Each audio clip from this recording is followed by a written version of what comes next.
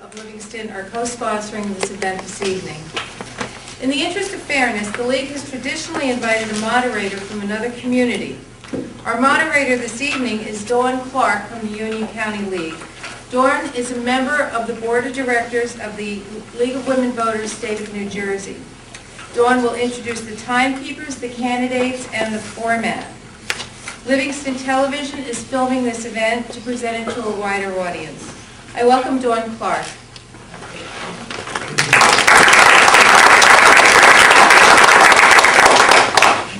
Thank you very much. It's a pleasure to be here, and we really welcome the opportunity for the candidates to present their points of view to you, the electorate. This evening, we have the two incumbent assemblymen and women, and two challenging.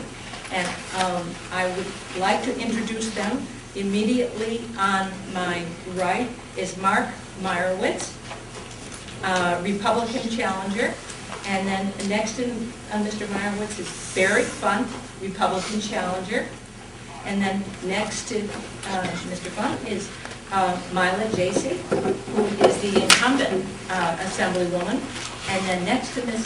Jasey is John McKeon, incumbent assemblyman for District 27.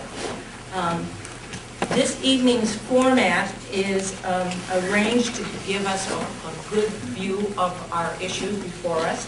So the candidates are each going to have an opportunity for a 3-minute opening statement.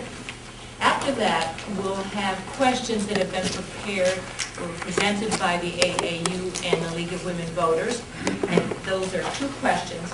Each candidate will have the opportunity to respond to those questions in 2 minutes.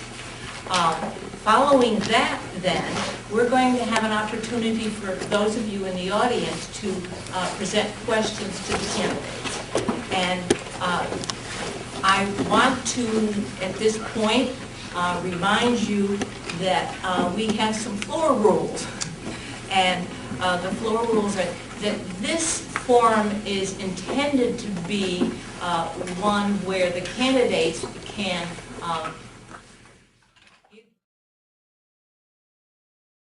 Thank you to the League for participating or allowing us to participate in this great forum, and thank you to you, Ms. Clark, for coming in from Union to preside today.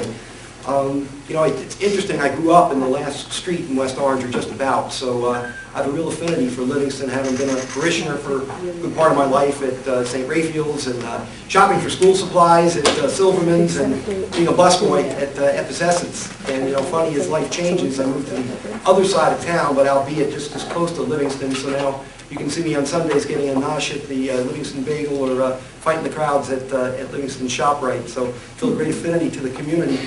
And that's translated in a great relationship with your terrific local officials, from the superintendent of schools to the elected members of the Board of Education to Freehold or Seabolt, as well as to the number of, through the years now, number of representatives to your township council. And I see Mayor Buddy here. It's been a great resource to me to learn from them, to understand the needs of this community, and to do our best in the legislature to help meet those. You know, in about 2 minutes, it's difficult to define oneself, so I decided, instead of getting into all the issues that I'm sure we will, is to talk about the one that I think made my most imprint on, and that's the environment. As chair of the Committee on the Environment, I've authored close to 50 laws now that I think will make an impact on the future of this state and our children and our environment and our economic environment that we're in.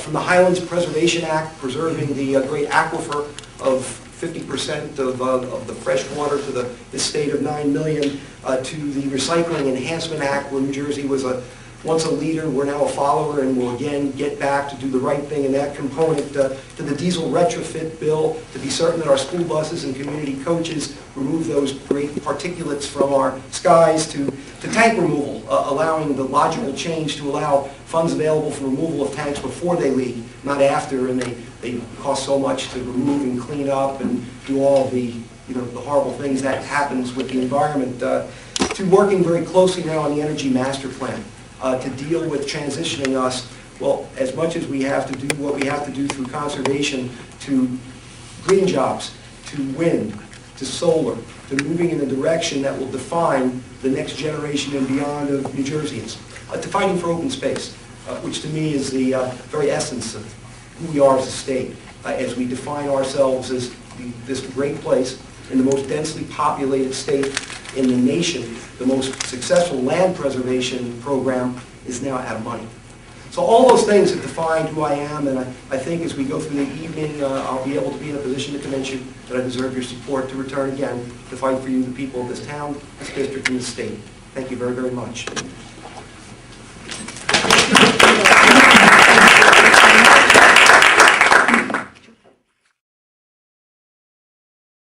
Member of the South Orange Maplewood League of Women Voters since 1978, because I'm dating myself. I know how much effort goes into pulling an evening like this together, and so I applaud and appreciate your service to the community. 2 years ago, I was presented with an opportunity to take my efforts at advocacy and community involvement on the local level to the state level. At the time, I was serving a third term on the school board in South Orange Maplewood, and my work as a community volunteer and organizer had begun years earlier when I joined the League. I think it's significant that the very first issue we studied was how to fund the public schools in New Jersey, an issue that continues to confound us 30 years later. Our Board of Education had just completed a year-long search for a new superintendent, and I was actually beginning to think about what I would do next when I was asked to stand for appointment to fill an unexpired term, and then run in the general election for the second seat in the 27th district. I really had, at that time, no expectations, but hoped that I could take my experiences from the local level to the state level, understanding the complexities of the 27th district through my school board work and my desire to be an advocate for our part of the state. 2 years later, I can tell you it has been more challenging than I could ever have imagined. We, the people of New Jersey, along with the rest of the country, and indeed the world, are facing an economic recession unlike any since the 1930s, as my mother reminds me constantly. She lives with me. And in government, we've had to make difficult decisions in the face of shrinking revenues and increased demands for goods, for health and services. Our decisions have been shaped by the belief that our role is to protect the most vulnerable, our children, our seniors, and those without resources. Joining the legislature is a lot like going to graduate school. There's a lot of material to cover in a short period of time. I made the decision early on to focus most of my attention on education because of my background as a board member and because I believe that educational access and equity are the civil rights issues of this century. One zip code should not determine the quality of one's educational opportunities. Students who graduate from our public schools with 21st century skills will have the ability to enter college or the workforce with the expectation that they will be contributing members of society to support themselves, raise families, buy homes, and pay taxes. Property taxes in particular is the most difficult issue we face here in New Jersey. We'll be talking more about that and answering the prepared questions, but I want to acknowledge that I too struggle with this as my grown children debate whether or not they can afford to live and work close to home. And as a new grandparent, I assure you that I want them nearby.